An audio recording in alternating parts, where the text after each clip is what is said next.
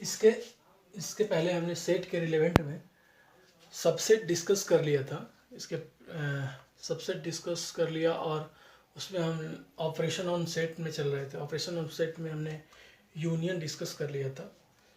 Union के बाद intersection हो गया है। इंटरसेक्शन हमने डिस्कस किया है। प्रीवियस लेक्चर्स को आप पहले देख लें, अगर सेट्स को आगे फॉलो करना चाहते हैं तो, आगे पढ़ना चाहते हैं तो। उसके बाद हम थोड़ा सा देखना चाहते हैं इसमें कि जैसे मान लीजिए फॉर एग्जांपल के लिए, अगर मैंने दो सेट लिया से मान के चलते हैं ए ई आई ओ यू, ये भावेल कंटेन कर रहा है सेट। दूसरा सेट लिया जो कि मान लीजिए बी सी डी और एफ को कंटेन कर रहा है, ठीक है। अगर दोनों में हमने देखा कि क्या कोई कॉमन एलिमेंट है दोनों सेट में, तो आप देखो इसमें ए ई आई ओ यू कंटेन कर रहा है जो कि भावेल है, ये कॉन्सोनेंट को कंटेन कर रहा है। तो आप देख सकते हैं कि ये दोनों सेट में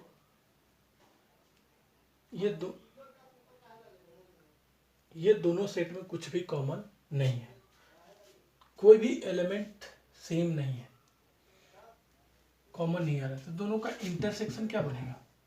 अगर ए इंटरसेक्शन बी निकालूं तो क्या बनेगा?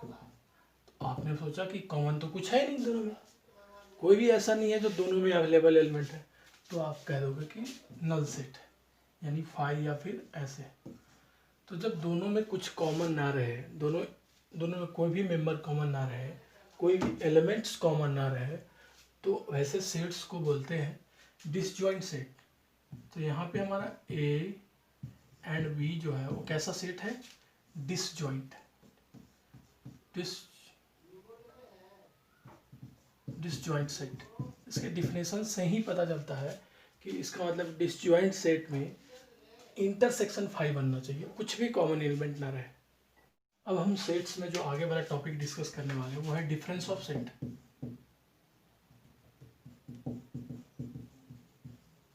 डिफरेंस ऑफ सेट्स मतलब दो सेट्स के बीच में नया ऑपरेशन, हमने न्यू ऑपरेशन सीखा। उसके पहले हमने कौन कौन सा ऑपरेशन देख लिया है? यूनियन ऑपरेशन देख लिया कि दो सेट्स में यूनियन ऑपरेशन कैसे फॉलो होता है। इंटरसेक्शन ऑपरेशन देख लिया है। इंटरसेक्शन देखने के बाद अब हम आते हैं डिफरेंस ऑफ सेट में कि दो सेट्स का हम डिफरेंस कैसे कैलकुलेट करते हैं और ये होता क्या है। तो जैसे कि फॉर समझने के लिए डिफिनेशन तो पहले हम नहीं लिखेंगे, पहले हम एग्जाम्पल से ही समझेंगे कि कैसे हम डिफरेंस निकालते हैं।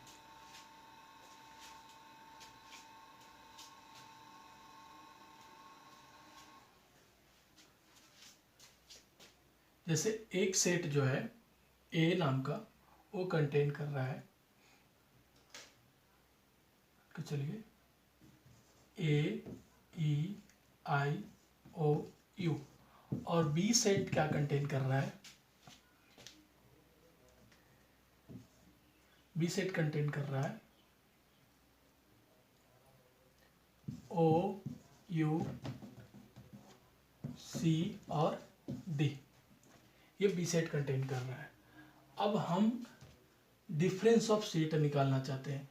तो अब प्रॉब्लम क्या है कि आप क्या लिखना चाहते हो? ए डिफरेंस बी लिखना चाहते हो कि बी डिफरेंस ए लिखना चाहते हो? डेफिनेटली दोनों अलग होगा। ए डिफरेंस बी है कि बी डिफरेंस है, तो हम मान लो ए डिफरेंस बी लिखना चाहते हैं।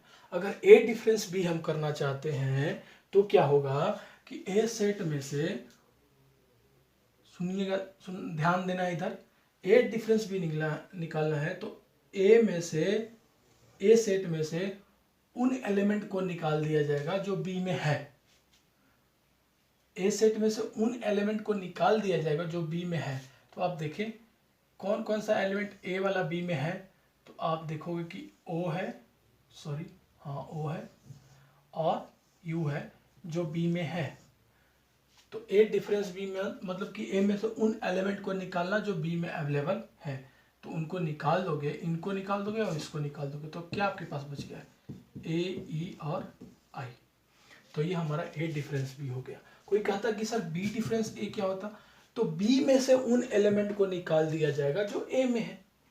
तो बी में से कौन कौन सा एलिमेंट निकल जाएगा? ओ निकल जाएगा और यू, बाकी बचा क्या? सी और डी।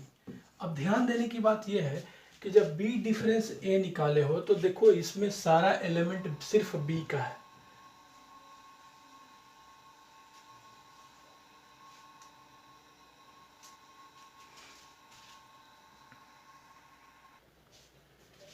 तो बी डिफरेंस ए में से आप देखो कि ये जो एलिमेंट है सिर्फ बी में मौजूद है, सी और डी, ए में ये चीज नहीं है। तो बी डिफरेंस ए निकाले तो सारा एलिमेंट बी का होगा। ए डिफरेंस बी निकाला तो ए ई आई सिर्फ ए में है, बी में नहीं है। तो ये हमारा ए डिफरेंस बी का मतलब हुआ। तो अगर आप इसको ए डिफरेंस बी को अगर सेट बिल्डर फॉर्म में लिखना चाहते हो तो कैसे लिखोगे आप? A difference B containing the element x such that, उस एलिमेंट को कंटेन करेगा जो ए में तो होगा बट बी में नहीं होगा। ए में है एंड बी में नहीं है। A x is the element of A but A x is the not element of B and x is the not element of B. तो that is the means of A difference B. कोई कहता कि sir B difference ए लिखना होता तब कैसे हम लिखते? तो कंटेनिंग y, या ऐसे लिख दे containing y such that y belongs to B, B से बिलोंग करेगा but y not belongs to A. अब ए से बिलोंग नहीं करेगा, जो पहले आएगा सिर्फ उसी का एलिमेंट होगा। अब हम ए डिफरेंस बी को डिफाइन कर लेते हैं, डिफरेंस ऑफ सेट को।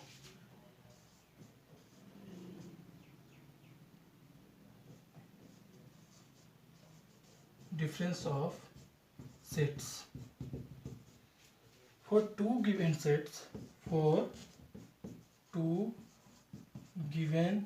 sets,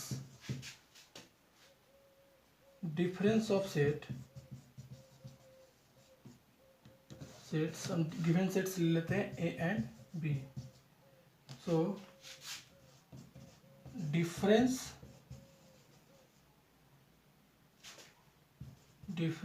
of sets denoted by A difference B and defined as, कैसे डिफाइंड होगा भाई? A difference B contain all the element of set A which are not present in B। पहली बात तो A difference B, दो sets दिया होगा तो ए डिफरेंस बी कैसे डिनोट किया जाएगा? Denoted by A difference B. And वो कैसे डिफाइंड होगा? तो ए डिफरेंस बी जो होगा वो किसको कंटेन करेगा? सिर्फ ए एलिमेंट, ए सेट वाले एलिमेंट को कंटेन करेगा और उनको जो बी में नहीं होगा। तो ये हुआ हमारा ए डिफरेंस बी का मतलब। तो अब बी डिफरेंस ए का मतलब भी समझ ही गए। अब का हमने सेट बिल्डर फॉर्म भी दिखा दिया दोनों का, कैसे डिफिनेशन भी लिखा दिया। अब हम आगे बढ़ते हैं इसमें। नेक्स्ट पॉइंट हम डिस्कस कर लेते हैं symmetric difference. Symmetric difference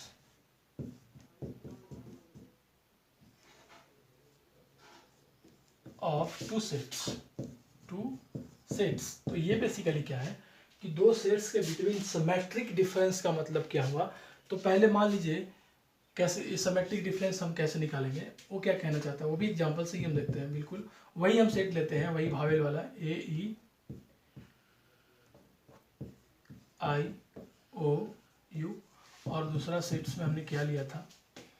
O you लिया था और सी और डी लिया था।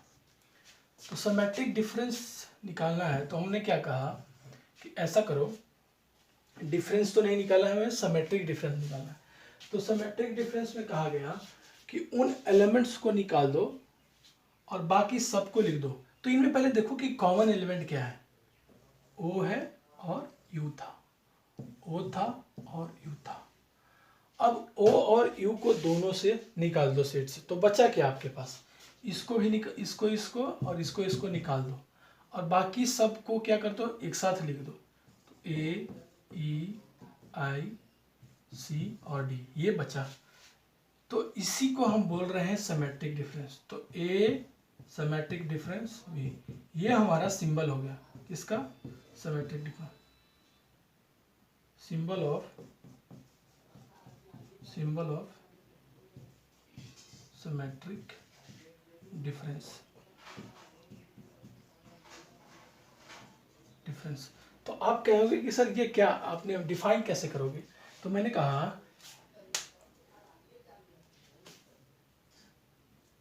कि सिमेट्रिक डिफरेंस जो होता है वो क्या होता है, तो इसको डिफाइन करके हम बता देते हैं आपको। यानी कि वो एलिमेंट्स को कंटेन करेगा जो which also in A और in B but not in both, जो दोनों में था कॉमन उसको निकाल दिया गया है सेट से।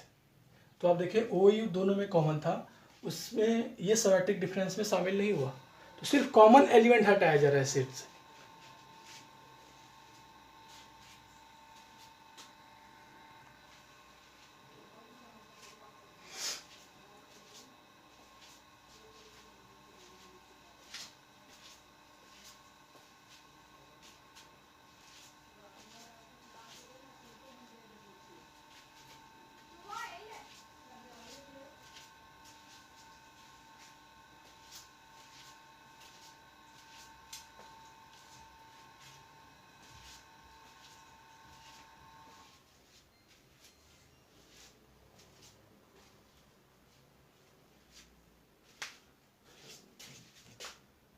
तो इसका डिफिनेशन क्या होगा,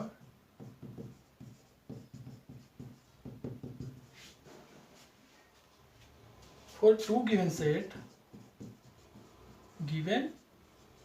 sets A and B, symmetric difference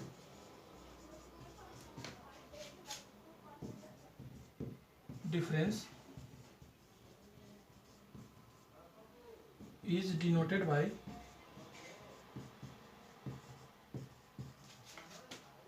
A, B and defined as, कैसे डिफाइन किया जा रहा है भाई, तो defined as its contain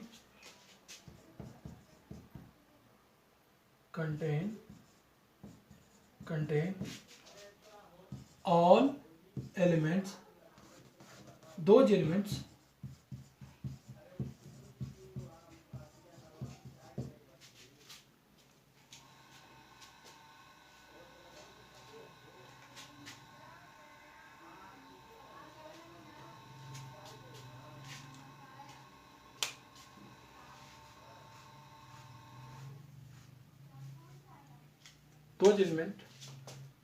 which are either in set A or in set B but not in both set। उस element को contain करेगा जो या तो ए में हो या तो बी में हो, पर दोनों में नहीं होना चाहिए। जो दोनों में एलिमेंट था उनको हटा दिया गया है, तो ये हुआ सिमेट्रिक डिफरेंस का मतलब। तो इसका सिंबल क्या होता है, ए डिफरेंस बी। अब लेकिन इसमें एक चीज कॉमन है कि ए डिफरेंस बी निकालो और बी डिफरेंस ए निकालो, दोनों आपको बराबर मिलेंगे। तो इसमें सिमेट्रिक डिफरेंस में सिमेट्रिक होगा, आप ए डिफरेंस ए का डिफरेंस बी के साथ निकालो या फिर बी का डिफरेंस ए के साथ निकालो, ये बराबर बैठेगा। But in case of difference A difference B और बी डिफरेंस ए, ये इक्वल नहीं होगा।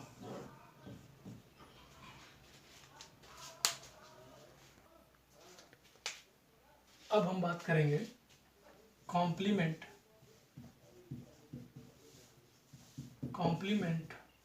Of set.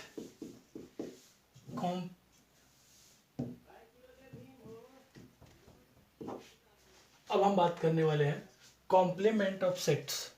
तो कॉम्प्लीमेंट ऑफ सेट क्या कहता है कि पहले हम ये बोल सकते हैं, डेफिनेशन पहले लिख ले। कॉम्प्लीमेंट ऑफ सेट ए, अगर ए सेट का कॉम्प्लीमेंट निकालना है तो complement of set A is denoted by A dash. ये बाहर से भी दिखा सकते हो या फिर ए डैश से भी आप दिखा सकते हो या फिर ए कॉम्प्लीमेंट सी से भी दिखा सकते हो। ये है कॉम्प्लीमेंट ऑफ सेट का symbol and it is defined as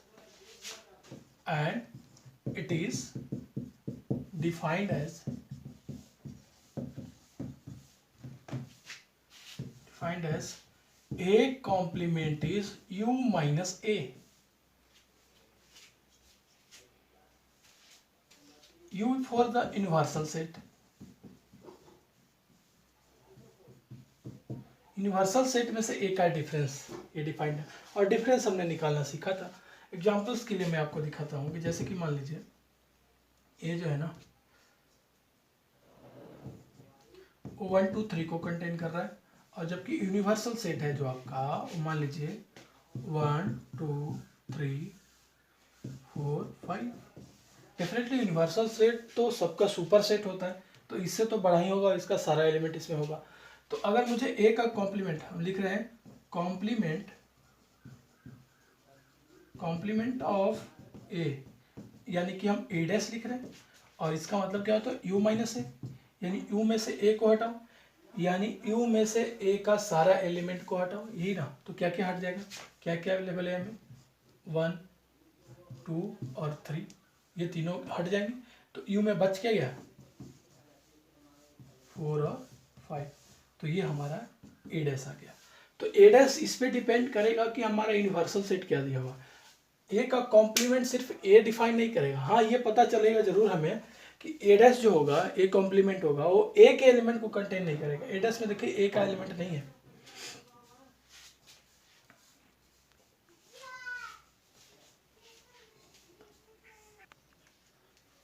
set builder form में लिखना अगर चाहे ए कॉम्प्लीमेंट को तो कैसे लिख सकते हैं, complement of set A is defined as which containing X such that X belongs कर रहा है यूनिवर्सल सेट से, X belongs to U and x not belongs to a। x u से बिलोंग करेगा बट x a से belong नहीं करेगा।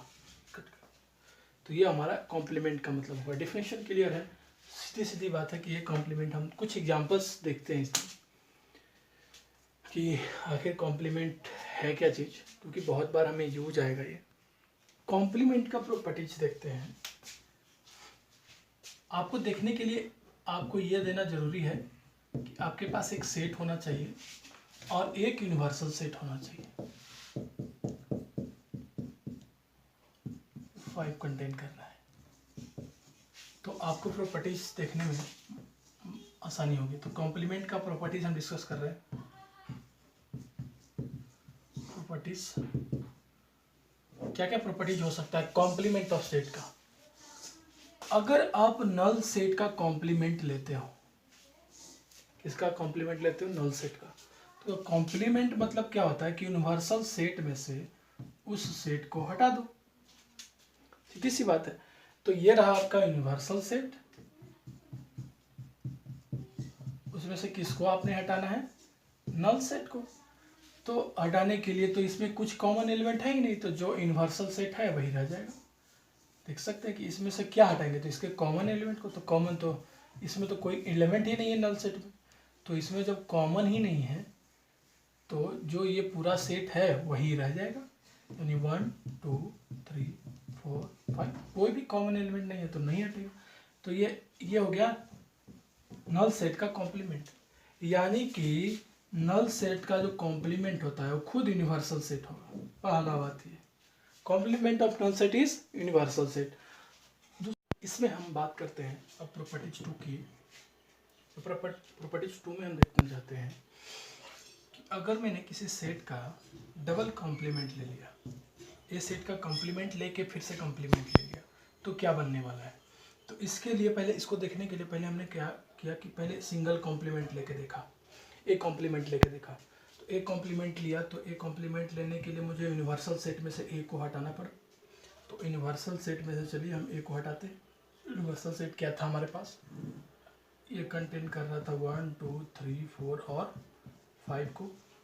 इसमें से आपने ए को हटा दिया और ए आपके पास क्या था 1 2 3। जैसे ही आपने 1 2 3 को यूनिवर्सल सेट से हटाया, तो यानी ए सेट को हटाया, तो ये एलिमेंट और ये एलिमेंट यूनिवर्सल सेट से हट जाए, बचेगा क्या 4 5। और ऐसा हुआ क्यों, क्योंकि हमें पता है ए कॉम्प्लीमेंट यू माइनस ए होता है इन फॉर यूनिवर्सल सेट। और यूनिवर्सल सेट और डिफरेंस क्या होता है, जो यू माइनस ए कर रहे हैं तो यू में से वो एलिमेंट को हटा देंगे जो ए में अवेलेबल है। तो ए में क्या क्या था 1 2 3, तो यू से 1 2 3 को हटा दिया, तो ये हमारे पास क्या बन गया ए कॉम्प्लीमेंट। अगर इस कॉम्प्लीमेंट का अगर हम फिर से कॉम्प्लीमेंट ले लें, इस कॉम्प्लीमेंट का अगर फिर से कॉम्प्लीमेंट लें, यानी कि यू में से अब हम ए डैश को हटाएंगे। तो यू में से जब ए डैश को हटाएंगे, यानी कि यू में से आप ए डैश को, यू क्या था आपके पास 1 2 3 4 और 5 एलिमेंट कंटेन कर रहा था। इसमें आप क्या घटा रहे हो, हटा रहे हो 4 और 5 को डिफरेंस निकाल रहे हो। तो 4 और 5 सिर्फ हटेगा, यानी ये एलिमेंट और ये एलिमेंट यू से हट जाएगा। तो ए डबल डैश आपके पास क्या बन गया भाई, ए डबल डैश आपके पास जो बना वो बन गया 1 2 3। और 1 2 3 क्या था, 1 2 3 था वो ए था, यानी फिर से आपको ए मिल गया। यानी किसी सेट का दोबारा कॉम्प्लीमेंट लेने से आपको वही सेट मिल जाता है। ये दो सेकेंड प्रॉपर्टीज हो गया। अब थर्ड प्रॉपर्टीज की बात करते हैं। थर्ड प्रॉपर्टीज में हम देखना चाहते हैं कि अगर मैं यूनिवर्सल सेट का कॉम्प्लीमेंट